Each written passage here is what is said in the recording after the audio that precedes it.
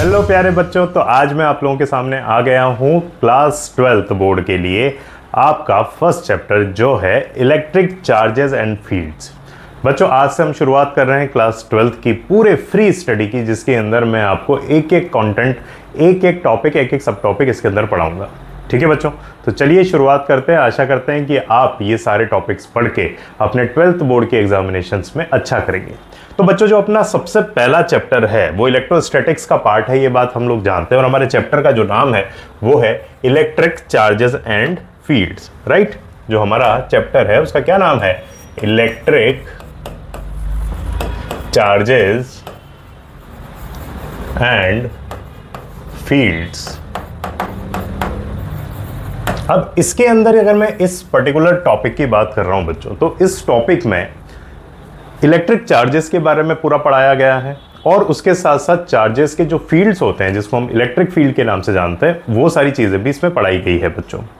ये सबसे पहली यूनिट है जिसका नाम है इलेक्ट्रोस्टैटिक्स और ये वहाँ से शुरुआत कर रही है।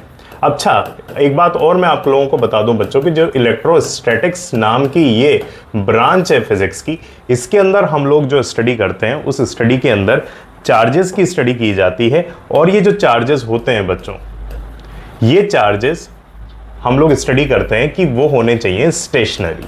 कैसे होने चाहिए बच्चों? स्टेशनरी चार्जेस होने चाहिए।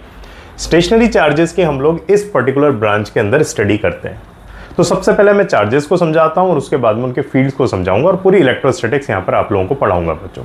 तो चार्जेस क्या है?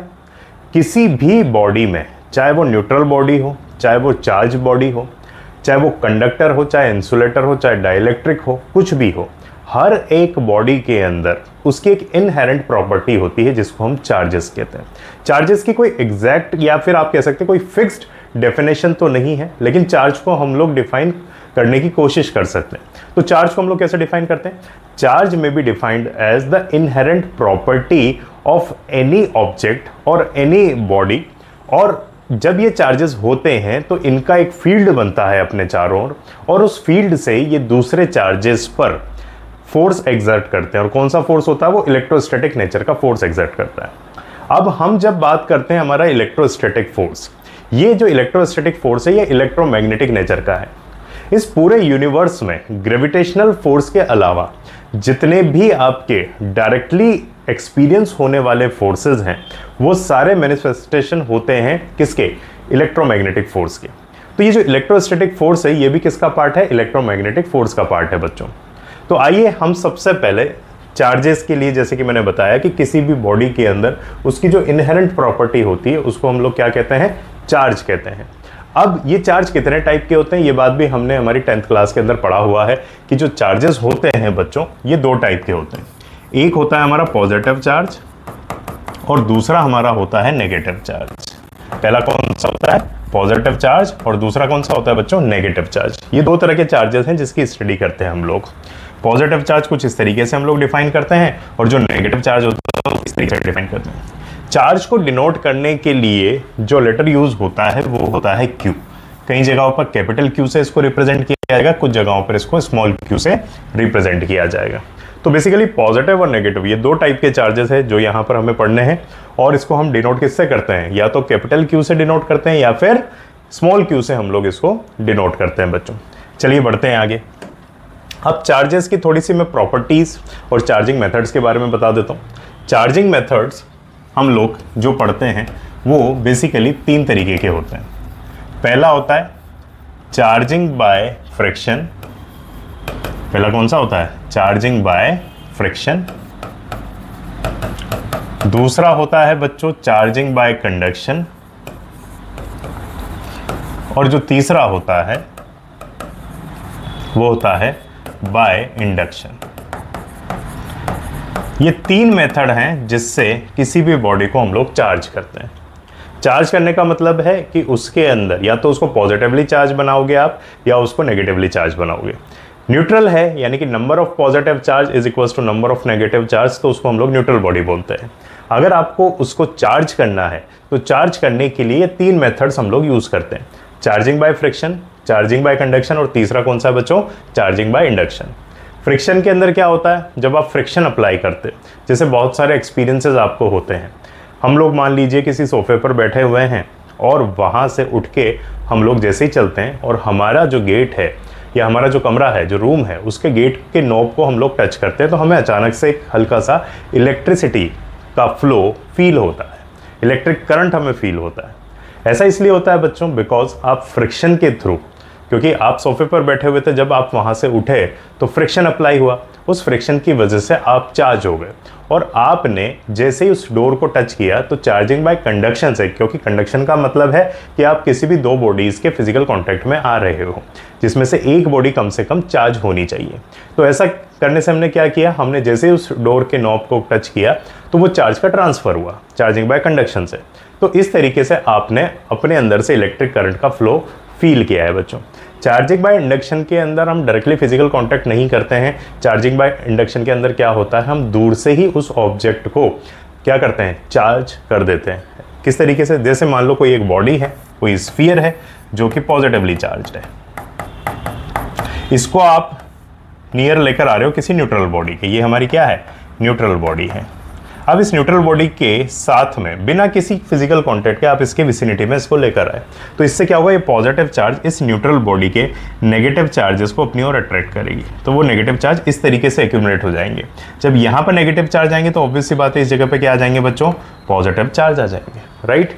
अब हम क्या कर रहे हैं, मान लो मैंने ग्राउंड कर दिया इस नेगेटिव चार्ज को, तो ये नेगेटिव चार्ज सारा नीचे चला जाएगा तो फाइनली ये बॉडी क्या बन जाएगी, हमारी पॉजिटिवली चार्ज बॉडी बन जाएगी। तो हमने क्या किया, हमने एक चार्ज बॉडी से दूसरी बॉडी को भी चार्ज कर दिया विदाउट एनी फिजिकल कांटेक्ट। तो ये किस कैटेगरी में आता है बच्चों, चार्जिंग बाय इंडक्शन से आता है। कंडक्शन जैसे कि मैंने बताया कि एक चार्ज बॉडी, क्योंकि फ्रिक्शन से आप चार्ज हुए तो चार्जिंग बाय फ्रिक्शन था, आपने डोर के नॉब को टच किया तो चार्जिंग बाय कंडक्शन हुआ, और चार्जिंग बाय इंडक्शन में आपको ऑलरेडी समझा चुका। तो ये तीन मेथड्स हैं जिसके थ्रू हम लोग क्या करते हैं, चार्जिंग करते हैं बच्चों।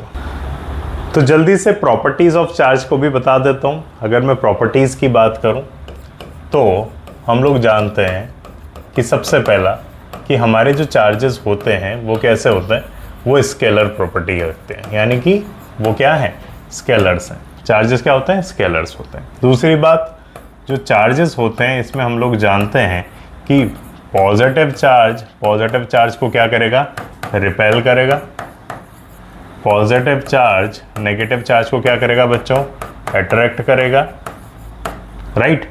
तो जो लाइक चार्जेस हैं वो तो रिपेल होते हैं, जैसे नेगेटिव भी होगा तो वो रिपेल होगा, और पॉजिटिव नेगेटिव आपस में क्या करते हैं बच्चों, अट्रैक्ट करते हैं। तीसरी बात, जो हमारे चार्जेस हैं वो कंजर्व्ड है।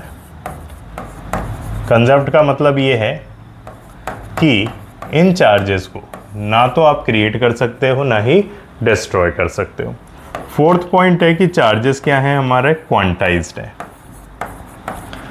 चार्जेस क्या हैं, क्वांटाइज्ड है। क्वांटाइज होने से मतलब है बच्चों कि हम लोग इसको यानी चार्जेस को इंटीजर मल्टीपल ऑफ इलेक्ट्रॉन्स का जो चार्ज होता है उसके हिसाब से डिफाइन कर सकते हैं। इलेक्ट्रॉन का चार्ज क्या होता है बच्चों, हम लोग जानते हैं कितना होता है, -1.6 × 10⁻⁻19 कूलम। ये बात हम लोग जानते हैं, ये हमारा क्या होता है, इलेक्ट्रॉन का चार्ज होता है, ठीक है बच्चों।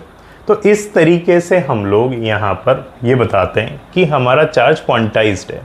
अब इलेक्ट्रॉन के चार्ज से कम चार्ज नहीं हो सकता, मिनिमम किसी इलेक्ट्रॉन पर चार्ज है, और हम लोग जानते हैं किसी भी बॉडी पर कुछ नंबर ऑफ इलेक्ट्रॉन्स होंगे, 3 होंगे, 10 होंगे, 100 होंगे, 1000 होंगे, इस तरीके से। ऐसा नहीं होता कि आधा इलेक्ट्रॉन होता है, ये बात हम लोग जानते हैं। इसलिए हम लोग बोलते हैं कि हमारे जो चार्जेस हैं वो कैसे हैं, क्वांटाइज्ड है, राइट। तो ये सारी प्रॉपर्टीज़ हैं हमारी चार्जेस को लेकर।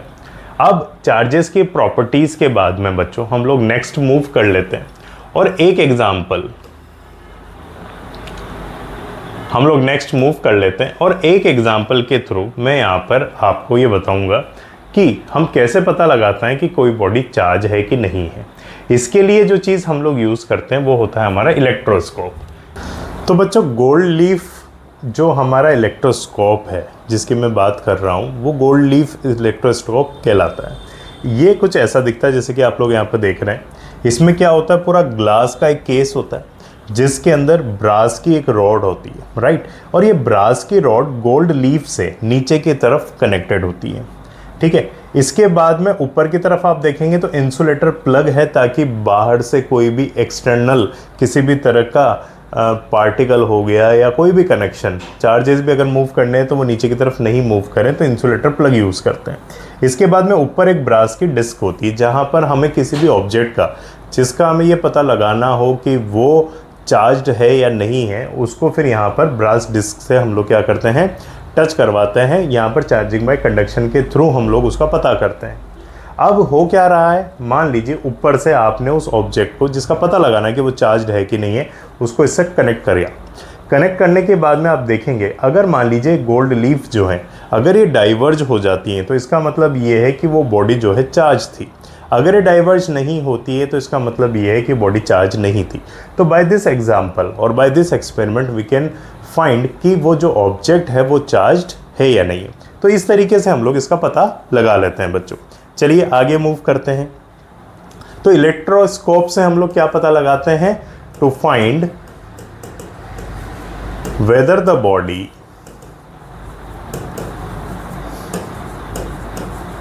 इज चार्ज्ड और नॉट। ठीक है बच्चों, तो ये हमें इलेक्ट्रोस्कोप से, यानी कि कौन से इलेक्ट्रोस्कोप, गोल्ड लीफ, कौन सा वाला याद रखिएगा, गोल्ड लीफ हमारा इलेक्ट्रोस्कोप है, जिससे हम लोग इस चीज़ का पता लगा लेते हैं बच्चों। ठीक है, चलिए आगे बढ़ते हैं। अब मैं यहाँ पर आप लोगों को समझाता हूँ इलेक्ट्रोस्टैटिक्स के अंदर ही कि जो पॉजिटिव चार्ज है और जो नेगेटिव चार्ज है, ये दोनों चार्ज एक दूसरे पर फोर्स एक्सपीरियंस करवाते हैं। अब ये जो फोर्स है, ये फोर्स किसकी वजह से होता है, ये फोर्स बच्चों इन चार्जेस के फील्ड की वजह से होता है।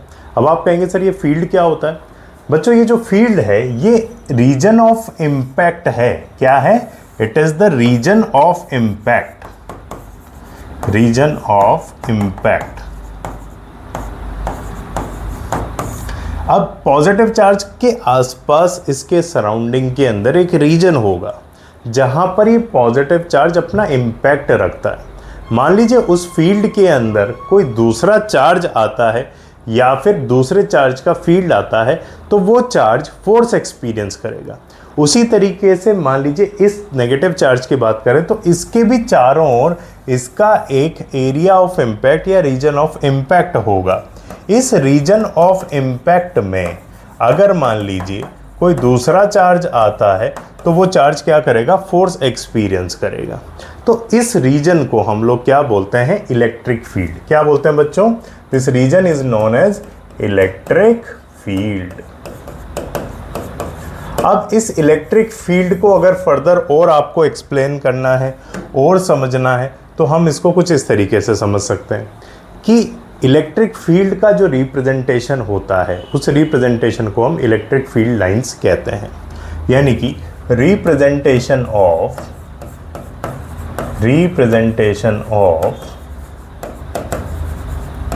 Electric field is known as, लिखते हुए चलेंगे साथ में, is known as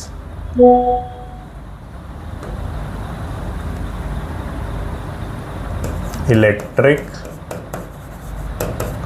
field lines।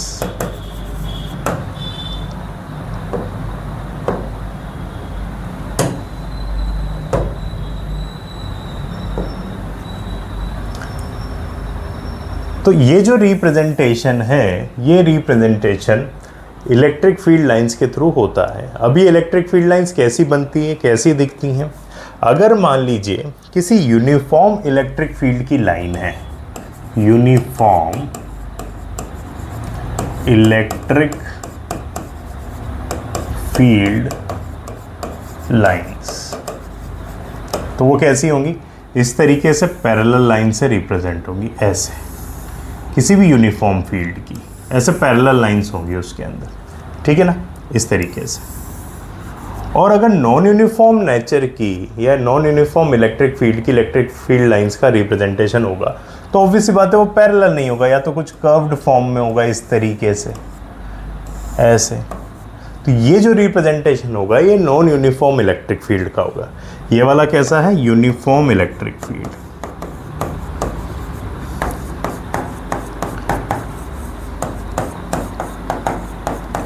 और ये वाला कैसा है बच्चों?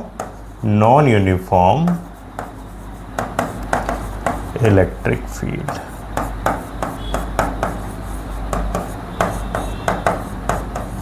ये वाला है नॉन यूनिफॉर्म इलेक्ट्रिक फील्ड, ठीक है। और इसका जो रिप्रेजेंटेशन आपने किया हुआ है ये किसके थ्रू किया हुआ है? ये इलेक्ट्रिक फील्ड लाइंस के थ्रू किया हुआ है बच्चों। अब इन प्रॉपर्टीज की अगर मैं बात करूं, मान लीजिए आपके सामने मैं बता रहा हूं प्रॉपर्टीज ऑफ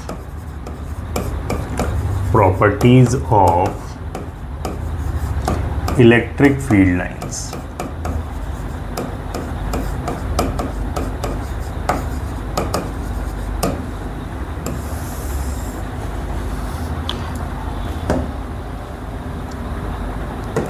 तो क्या क्या प्रॉपर्टीज हैं? सबसे पहली प्रॉपर्टी अगर मैं बच्चों आप लोगों को बताऊं तो वो ये है कि हमेशा ये जो फील्ड लाइंस होती हैं कंटिन्यूस नेचर की होती हैं।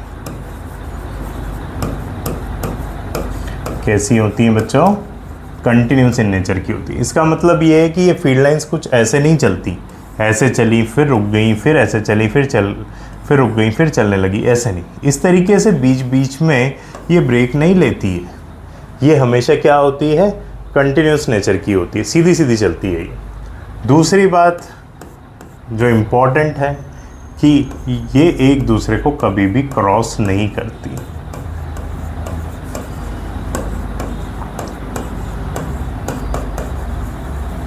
ऐसा नहीं होता कि फील्ड लाइंस कोई एक जा रही है और दूसरी इस तरीके से आके कट गई और यहाँ पे आपको पॉइंट ऑफ इंटरसेक्ट मिल गया। नहीं, कभी भी फील्ड लाइंस एक दूसरे को क्रॉस नहीं करती हैं। रीज़न क्या है उसके पीछे? उसके पीछे एक सिंपल सा रीज़न है। वो रीज़न ये है कि भाई अगर आपने इसको क्रॉस करवा दिया तो जिस पॉइंट ऑफ इंटरसेक्शन की मैं बात कर रहा हूँ उस पॉइंट पर यानी कि दो फील्ड हैं और एक ही पॉइंट पे दो फील्ड्स एग्जिस्ट नहीं करते। एक ही पॉइंट पे दो फील्ड्स क्या है? एग्जिस्ट नहीं करते। इस वजह से दो फील्ड लाइंस कभी भी एक दूसरे को इंटरसेक्ट नहीं करती हैं। अब आप फील्ड निकालने की बात कर रहे हैं तो हो सकता है आप सोच रहे हो सर ये फील्ड क्या है? तो भाई हम लोग किसी भी फील्ड लाइन पर, जैसे मान लो ये फील्ड लाइन है, इसके इस पर्टिकुलर पॉइंट पे, ये पॉइंट मैंने P ले लिया, इस पर्टिकुलर पॉइंट P पर आप जानना चाह रहे हैं कि यहाँ पर इलेक्ट्रिक फील्ड की डायरेक्शन क्या है। तो हम लोग क्या करेंगे, इस पर्टिकुलर लाइन पे या इस पर्टिकुलर पॉइंट पे एक टेंजेंट ड्रॉ करेंगे। तो ये जो टेंजेंट है, ये टेंजेंट रिप्रेजेंट करती है direction of electric field. Direction of electric field. तो कहने का मतलब ये कि इस पॉइंट पे भी मैंने दो टेंजेंट्स ड्रॉ करी हैं, ये इस तरीके से। एक ही पॉइंट पे दो टेंजेंट्स आ रही हैं यानी कि दो इलेक्ट्रिक फील्ड्स आ रहे हैं और दो इलेक्ट्रिक फील्ड्स आ रहे हैं, इसका मतलब ऐसा नहीं हो सकता कि यहाँ पे एक ही पॉइंट पे दो फील्ड एग्जिस्ट करें। इसलिए हम ये कहते हैं कि कभी भी फील्ड लाइंस एक दूसरे को इंटरसेक्ट नहीं करती हैं, ठीक है। थर्ड प्रॉपर्टी की तरफ अगर मैं मूव करूं तो बच्चों जो थर्ड प्रॉपर्टी है वो ये है कि ये जो फील्ड लाइंस होती हैं, ये फील्ड लाइंस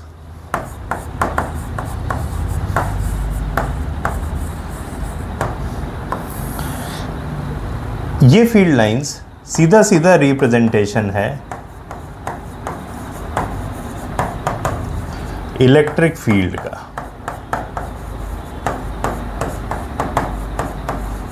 क्या है ये सीधा सीधा रिप्रेजेंटेशन किसका है? इलेक्ट्रिक फील्ड का। और इलेक्ट्रिक फील्ड के रिप्रेजेंटेशन होने का मतलब ये है बच्चों कि हमेशा किसी भी चार्ज का जो फील्ड है वो फील्ड हमेशा चलता रहता है कंटिन्यूस नेचर में। और कहाँ तक चलता है? इन्फिनिटी तक चलता है। कहाँ तक चलता है? इन्फिनिटी तक चलता है। सेम चार्जेस की जो फील्ड लाइंस हैं वो हमेशा क्या करेंगी? सेम चार्जेस की जो फील्ड लाइंस हैं वो हमेशा क्या करेंगे? एक दूसरे को रिपेल करेंगे। इस तरीके से वो रिपेल हो जाएंगे। अब आप कहेंगे सर पॉजिटिव और नेगेटिव चार्ज की जो फील्ड लाइन्स है क्या एक दूसरे को अट्रैक्ट करती हैं? नहीं, ये अट्रैक्ट नहीं करती, क्योंकि ये कभी भी एक दूसरे को इंटरसेक्ट तो करती ही नहीं है। जब इंटरसेक्ट नहीं करती तो एक दूसरे को अट्रैक्ट भी नहीं करेंगी। तो फील्ड लाइन्स कभी भी एक दूसरे के ऊपर होके नहीं निकलेंगी, वो हमेशा एक दूसरे को क्या करती हुई चलेंगी? हमेशा रिपेल करती हुई चलेंगी। तो इसलिए हम लोग यहाँ पर इन इलेक्ट्रिक फील्ड लाइन्स को यहाँ पे पढ़ते हैं बच्चों। इसके बाद में बच्चों अगर आगे मैं प्रॉपर्टीज़ की बात करूँ तो अगर फील्ड लाइन्स किसी पर्टिकुलर पॉइंट पे ज़्यादा डेंस होती हुई जा रही हैं इस तरीके से,